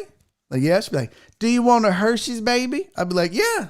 She'd be like, well, Grandma's got some Hershey's in her purse. I'd be like, dope. Let's go, Nanny. Let's fucking go with the chocolate. She'd be like, all right. Here you go. The fuck is that? It's a Hershey bar. No, that's a Hershey's chip. That's a chip. That ain't no goddamn bar. One square, Nanny? I see you got that whole ass candy bar you're holding. Well, baby, I can't give it all. When I tell y'all she was cheap, this bitch was cheap. She was the best though, man. Oh my God, I love my grandmother. Craziest woman I ever met in my whole life. The best. Fuck, she used to make me mad with that Hershey's bar though. Oh, I'd be so pissed. Bringing out that little ass square. What the fuck is that? I didn't say I'd give you the whole bar. I said I'd give you some. Break that motherfucker in half, Nanny. Let's go. That was my grandma. Just mixed in another. Yes, the same onion grandma. The same onion grandma. So I'm telling you, she was crazy, man. She used to have these tics too. She would do weird shit. Like she would lick her shoulder. I swear to God, you guys. I swear to you, my grandmother used to lick her shoulder. This is what she I don't know if it was Tourette's. I swear, and I'm not being funny. I don't know if she had Tourette's. Like she would just be like, fuck you, grandson. Like she wouldn't do that. But she had a tick. She had these different ticks that she would do. Like if she was driving, like if this is the steering wheel, right? Like this is the steering wheel. She's driving. She'd be driving along and she'd just go. Like if she'd go. She'd just pat the steering wheel for no fucking reason. She'd just be driving. She'd just fucking pat it. The whole drive. Just randomly. She'd just be driving. She'd go. Like, why are you doing that? She's like, doing what? She didn't even know she was doing it. She'd just be driving and just start patting it. No fucking reason. But the weirdest one is she licked her shoulder. And I don't know when I noticed my grandma licking her shoulder. I just noticed it one day. And I asked my mom, I was like, Mom, why does Nanny lick her shoulder? She was like, what? It's like, why does Nanny lick her shoulder? She's like, what are you talking about? And then my mom saw it. She was like, Oh my God. This is what she'd do. You'd be talking to my grandma. You'd be like, Nanny, you said you were going to take me on a vacation so we could go metal detecting, which was also a thing. She always swore she'd take me. You and me are going to take a little trip, honey. And we're going to get my metal detector and we're going to go find some treasure. And what she meant is we were going to go to the park in her neighborhood and fucking find bottle caps. That's a far cry from a trip finding treasure to, well, I'm on a pension, so let's just go to the park. Look, Nanny, I found a pull tab. Oh, I wonder how much it's worth. Fucking nothing. So this is what my grandmother would do when she'd talk to you. She'd be like, I'd be like, Nanny, are we going to go on a trip? Yes. What I was thinking is this summer when it gets a little hotter, what we'll do is we'll probably just get the car, Mel will loan me his truck, and then we'll just drive to Louisiana for the day and do some metal detecting. Does that sound good? The fuck was that? I swear to you guys, she used to do that, and I don't know why. I have no idea why she would do that. And she would also do neck exercises because she didn't want to have a double chin. Maybe I need to do that. This is what she'd do. You'd talk to her and she'd go, yep. What the fuck was that, Nanny? She'd be like, huh? It's like she was doing fucking neck ups or some shit. I swear to you, Donna. Ask my mom. When my mom comes on this show, which she will be making a return appearance, but when she makes her, you guys can ask Jenny, his mom, Jenny, did your mother used to lick her shoulder? She'd be like, yes, I promise you. And she would do these fucking neck exercises. She'd be like, she would try to stretch her neck out. That's what she's, so, and the other thing she did is she would stomp her foot. Hold on, let me put it on flex cam. I'm going to show y'all this. This was the weirdest one. So, you'd be talking to her. Can y'all see my feet? So you'd be talking to my grandmother. Hold on, let me see here. So you'd be talking to her, and she'd be like, yeah, so I think we're going to head on down over there and go do some metal detecting. And she would fucking twist her foot like she was putting out a cigarette. I swear to you. She would twist her foot like she was mashing out a cigarette. And I don't know why she did that. So you would have my grandmother, if you got her, there was like, I would call it the trifecta. You could get her to do all three, and it was a whirlwind of weirdness. She might be driving, and you'd be like, Nanny, are we going to go on a vacation? Well, I was thinking maybe we'll go to the woods. You get all three going and you just be like, what the fuck is wrong? Like my friends would be like, bro, what's wrong with your grandma? I'm like, bro, I don't know, but she's got Hershey's in her purse. Just don't expect a lot. But I swear to God, licked her shoulder, did fucking chin exercises, pounded the steering wheel for no reason, and would just mash her foot into the ground unprovoked. Maybe she was starting a new dance. Do the nanny, y'all. Do. It was like the fucking nanny Macarena and shit. It's crazy. Jaws are size. Maybe you should learn that from Sit and Be Fit. Y'all remember that shit? Sit and Be Fit, where they would just, them old people would just sit in a chair and they'd be like, all right, old people, we're going to work you out so you don't die today. Let's go. How we feeling? Bored, bitch. I could be doing Sudoku right now.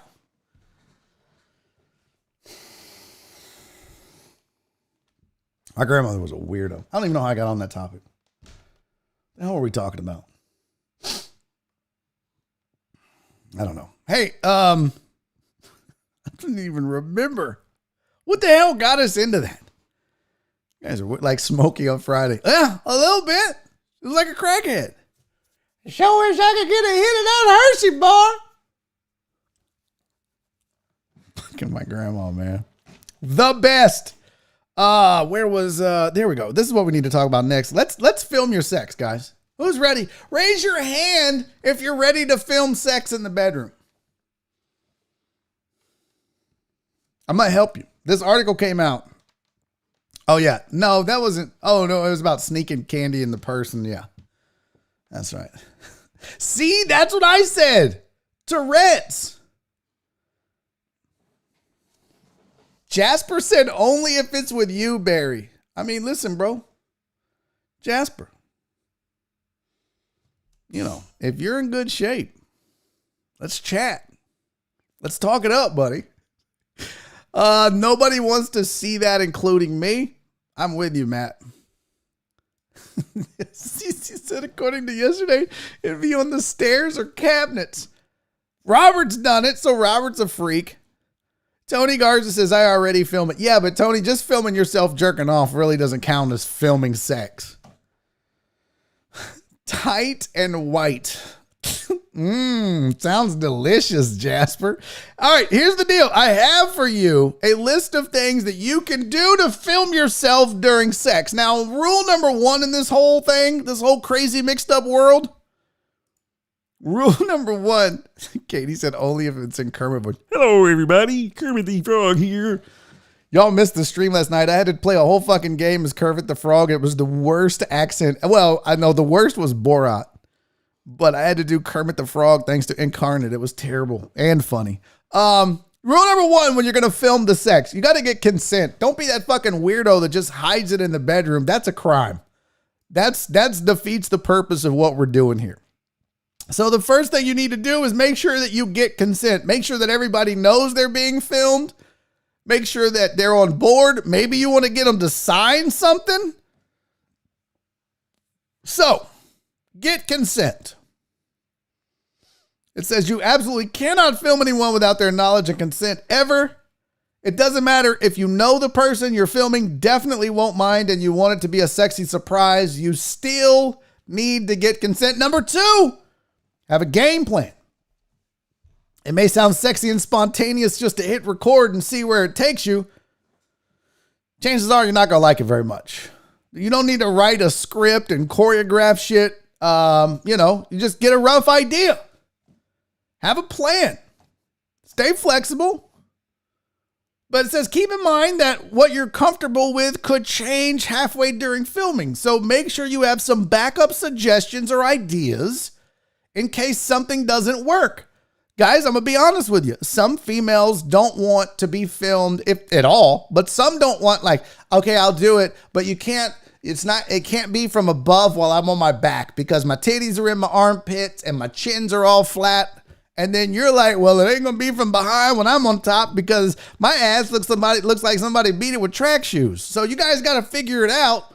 And then once you start filming, you might be like, we need to switch it up. So have a bit of a plan and have a backup plan.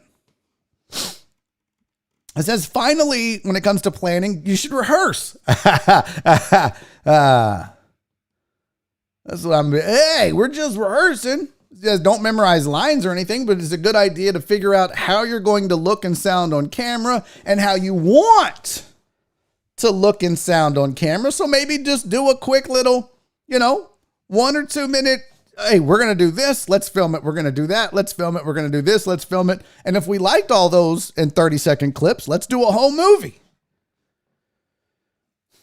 The quote says, it's easy to roll the camera and move in the space you will use. Test out your screaming and moaning levels and check the footage to adjust accordingly. All right, number 3, know your positions. Now, by the way, I should tell you, all of this advice comes from people in the porn business.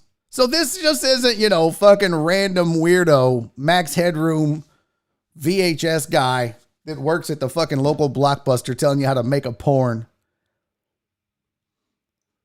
Are you implying that I have sex with my cat, Incarnate? Because that's kind of fucking weird. Seasoned performers that you might have come across, no pun intended, during your own research are very talented at their job, which is to make every position look comfortable while keeping it sexy. In reality, a lot of positions you see in your average porn are acrobatic feats by themselves. Many neophytes will soon discover that the reverse cowgirl position might be great for the camera, but it is said by many performers to be uncomfortable and impersonal. So don't be like, all right, now I'm going to pick you up and then you realize she's too big and you got weak arms. So you better know what the fuck you're doing ahead of time. Number 4. In most cases, you're probably going to be both the star and the cameraman of your own sex tape. So you need to figure out what you're going to do in front of the camera. You're going to need to know where to put it. So they're saying, come up with, are you going to light the scene? There's a lot of videos on YouTube about how to light scenes and how to, like, oh, should you put 2 lights over here and shadows and all that shit. So, if you want your scene well lit, you can buy some cheap lights, turn on the overhead lights or whatever. But lighting can also make shit look unflattering. So part of this is to tell you that, if a woman is going to agree to film sex with you, she's going to want to look good. So you better do a damn good job at lighting, fellas, to make them look as good as possible. I mean, some of them there's no saving. Ask Preacher Man. But if you light the scene well and it's a flattering light to them, you're more apt to, close the deal, get the movie made. Last advice they give, have fun. Don't let the pressure of performing distract you. Talk to your partner just like you would normally. Like if you talk during sex, do that. If you don't. But you should feel free to be 100% yourself in the moment on your sex tape. It says, remember the whole point of making your own sex tape is that it's not professional porn. It's just you and your partner and a camera. So don't let the performance take you out of the moment. It's supposed to be fun. Now, those are all great tips. But the last thing I'm going to tell you, and this is just for the ladies. I want you to understand that if you do agree to film sex with your man, there is a strong likelihood that if you ever break up, or if you don't, he still might show it to his friends, put it on the internet, or both. That's just how dudes are. It's terrible. It's awful. Not every guy does that. A lot of them will. So just be aware that once you agree to this and once you do this, there is a chance. And I'm not just going to say, oh, there's a 0.01. I mean, there's probably like a 20% chance that this shit could end up on the internet one day. So be very careful. And I'm not making jokes here. Be very careful about who you choose to do this with if you choose to do it at all. That wasn't on the list. That's just tips from your old pal Barry. Wow. That show flew by. It's 3:58. That's wild.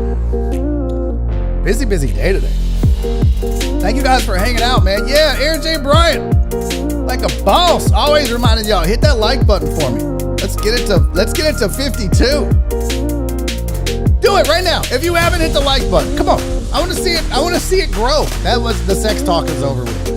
Come on, some of you haven't hit the like button. There it goes, 55. All right, if you haven't subscribed, make sure you do that. I want you guys to know I appreciate you so much. Thanks for being here every single day if you are. And if you stop by on occasion, I appreciate that too. What's up, Joel? Good to see you, buddy.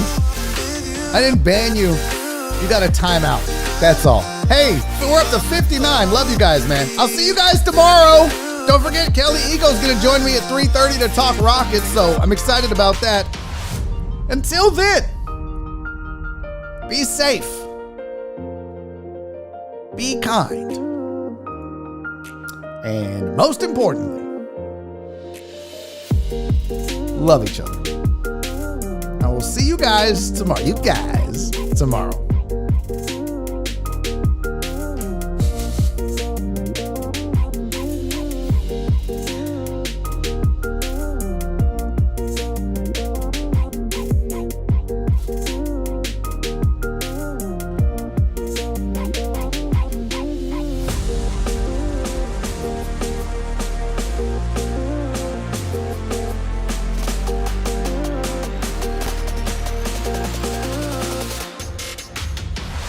He's making a YouTube video!